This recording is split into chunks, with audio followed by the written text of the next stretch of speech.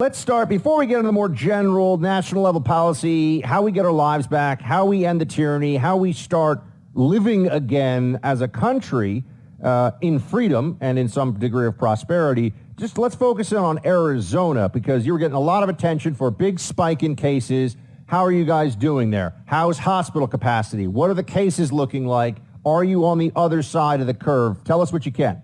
Yeah, I think we are. So one thing, Buck, is as in so many places, the numbers don't tell the story.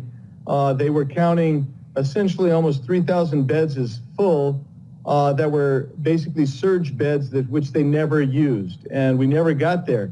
And so the hospitalization rate is way down over the last 6 weeks. The case fatality rate is way down over the last 6 weeks.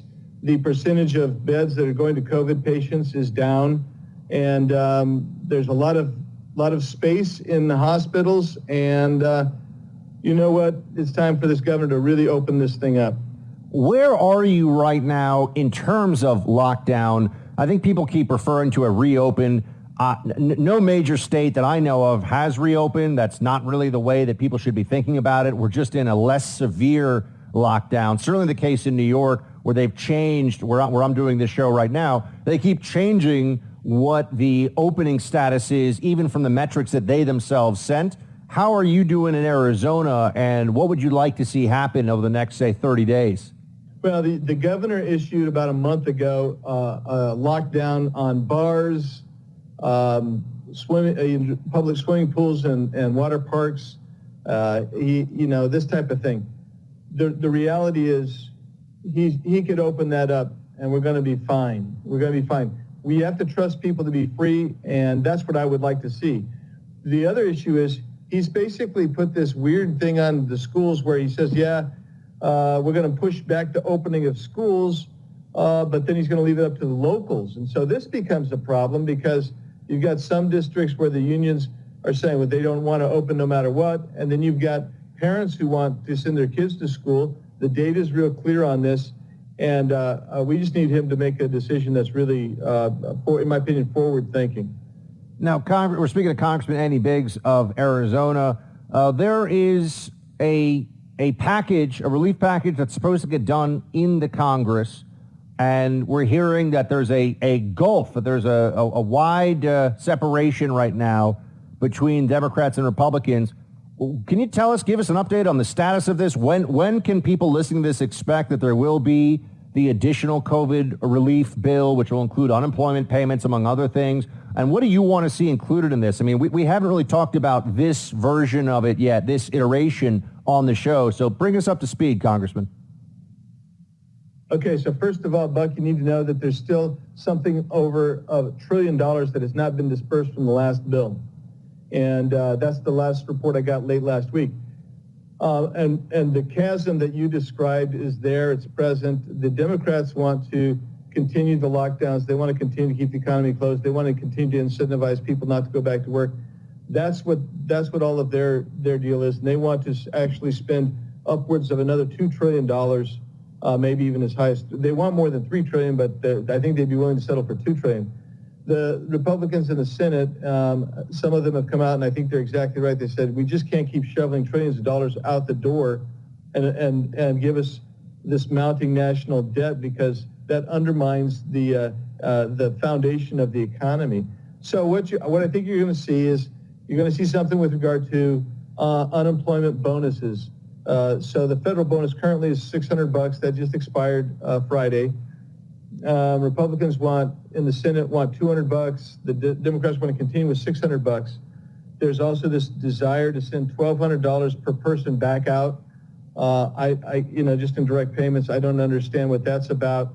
The reality is, and then the big issue for Republicans, of course, is liability protection for people who are trying to open up businesses and get the economy going again. Churches who want to do it, social clubs, everybody who wants to get back in the game, and they're following CDC guidelines or local guidelines. They want some kind of protection from that. That's the substance of really what people are talking about. Then there's a whole, and you know this, Buck, there's a whole lot of orbit and periphery around that where people want to come in and spend just a ton of money. But with the last part of your question is what would I like to see? I would like to see liability protection. I would like to see a payroll tax holiday. And I would like to say, let's call it good and let's incentivize people to go back to work instead of incentivizing people not to go back to work and incentivizing people to stay closed. That's a huge problem. How long do you think that your Democrat colleagues in the Congress may hold this thing hostage with unreasonable demands and extend out, therefore, the anxiety that people already feel over these different issues of the unemployment checks and so on and so forth? They will stick with it as long as their polling numbers tell them that they're at least breaking even. They want to leverage this. This chaos really benefits them, they think, politically. And I hate to put everything in political terms, but that's the way my opponents think. They are looking to see how long can we keep this thing in a state of chaos and not start losing ground with the American voter. That's what this is about, Buck. And so if it's a week, they'll take a week. If it's 2 weeks, they'll take 2 weeks. But that's really what's driving that. And Congressman, before we let you go, I know it's difficult to make predictions about much of anything these days, but you are in the state of Arizona. You're a congressman there. How are we looking for a Trump victory in the fall in your home state? Yeah, I think if the election were held today, I think Trump would win. It would be a close election, but President Trump would win.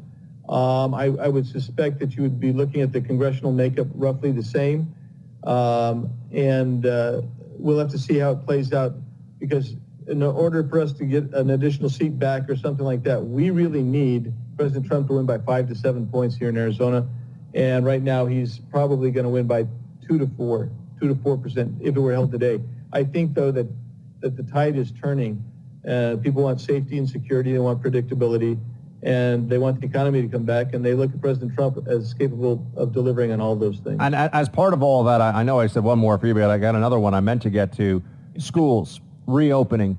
In New York, there's I know it's state by state. I know the situation here best because it's my home state, but they were talking about a hybrid program. They said they're going to have new guidance. They pushed back the new guidance. They said they're not going to open schools fully. They may open them partially. They're not. I mean, it's a complete mess, Congressman. I mean, I'm speaking about it as a mess because it is a mess.